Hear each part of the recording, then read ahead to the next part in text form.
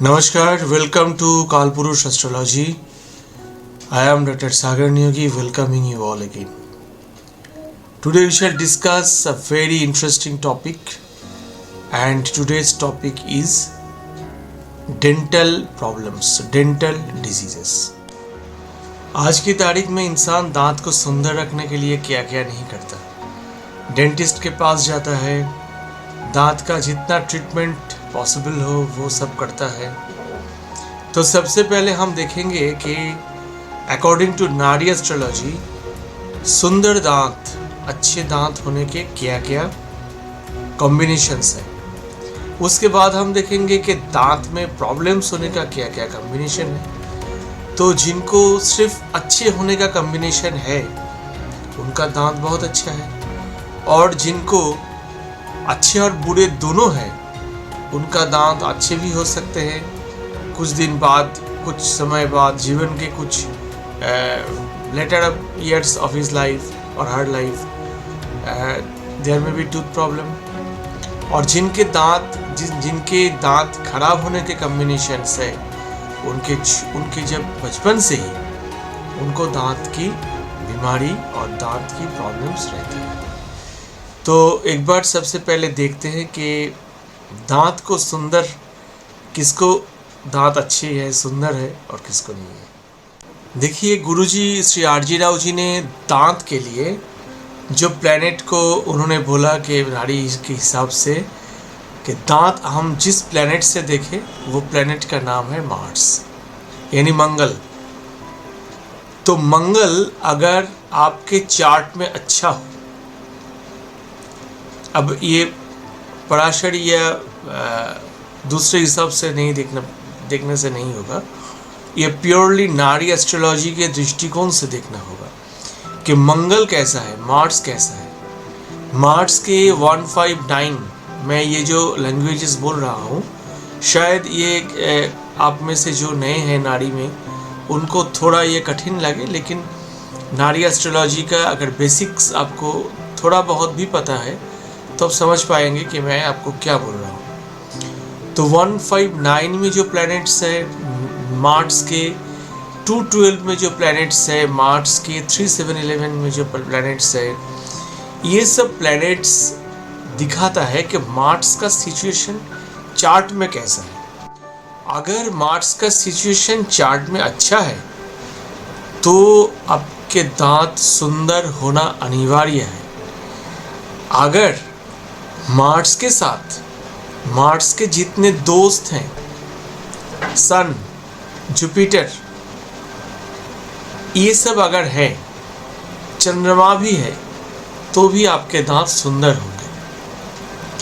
और मार्स के साथ अगर मार्स के जितने दुश्मन हैं, जैसे शनिदेव है, सैटर्न, मरकरी है, बुध और राहु है, तो आपके इन सब के कॉम्बिनेशन अगर मार्स के साथ होंगे तो आपके दांत में प्रॉब्लम्स होने के चांसेस बहुत ही ज़्यादा है। सबसे पहले चलिए एक बार हम स्लाइड्स में देखते हैं पहले कि टोटल कंजंक्शंस क्या क्या होता है जिसमें दांत खराब होता है।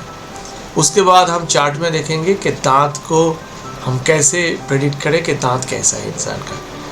लेकिन इन सब में जाने से पहले मैं एक बार फिर आपको याद दिलाना चाहता हूँ कि मेडिकल एस्ट्रोलॉजी का फ्री कोर्स अभी भी अवेलेबल है। इस वीडियो के साथ डिस्क्रिप्शन में लिंक दिया हुआ है, आप चाहे तो रजिस्टर करके फ्री कोर्स में एनरोल हो सकते हैं, जहाँ पर पराशरी, कृष्णमूर्ति पद्धति एंड मृगनंदी नाड़ी तीनों पद्धति से बेसिक से लेके एकदम स्क्रैच से लेके शुरू करके एडवांस्ड लेवल तक मेडिकल एस्ट्रोलॉजी का फुल्ली रिकॉर्डेड कोर्स है, जहाँ पर आप PDF बहुत से हैं जो आप डाउनलोड करके पढ़ सकते हैं, कोर्स सुन के आप सीख सकते हैं, और कोर्स करने के बाद आप चाहे तो आपको सर्टिफिकेट भी मिलेगा। लेकिन फ्री कोर्स एकदम फ्री है। अगर फ्री कोर्स करने के बाद आपकी इच्छा हो तो आप एडवांस कोर्स में ज्वाइन कर सकते हैं। तो चलिए एक बार पहले स्लाइड्स की ओर देखते हैं कि दांत का खराब होने का क्या क्या कंजंक्शंस होते हैं। Dental diseases in nadi astrology. Good teeth equal to good marks, you know. And dental diseases, the main conjunctions for dental diseases are, number one is Saturn plus Mars, because we know Saturn is the number one enemy of Mars, and when Saturn and Mars are both together, then Saturn tries to harm Mars according to Nadi astrology, and Saturn is the Karaka of pain, so the native have toothache, also tooth decay and weak teeth. These are the conjunctions. These conjunctions results in these three symptoms mainly. Saturn Mars also indicates dental cancer in few cases, but I don't want to go deep into the topic of cancer here. Just I want to keep it the few basic or few common diseases. For that reason, Saturn Mars equal to tooth decay, toothache, pain in the teeth and weak teeth. Rahu is also a very good enemy of Mars, and Rahu Mars equal to protruding teeth, uneven gaps in the teeth. RG Rao ji ने ही कहा है कि उनकी किताब ऋग्नंदी नाड़ी में कि मार्स राहु कंजंक्शन का मतलब नेटिव के मुंह से बाहर थोड़ा दांत निकल के आएगा। क्यों? क्योंकि मार्स से हम मुंह देखते हैं और राहु से हम मुंह देखते हैं और मार्स से हम दांत को देखते हैं। मार्स है वेपन और दांत हमारे शरीर में एक वेपन है, तो दांत बाहर निकल के आएगा क्योंकि मार्स राहु का कंजंक्शन है। तो बाहर निकल के अगर नहीं भी आए तो भी थोड़ा दांत बड़ा होगा, सामने का 2, 3, 4 दांत है ना, और दांत अनइवन हो सकता है, दांत की जो गैप्स है उनमें अंतर, उनमें फ़र्क रह सकता है। ये सब मार्स राहु के भी सिम्टम हो सकते हैं।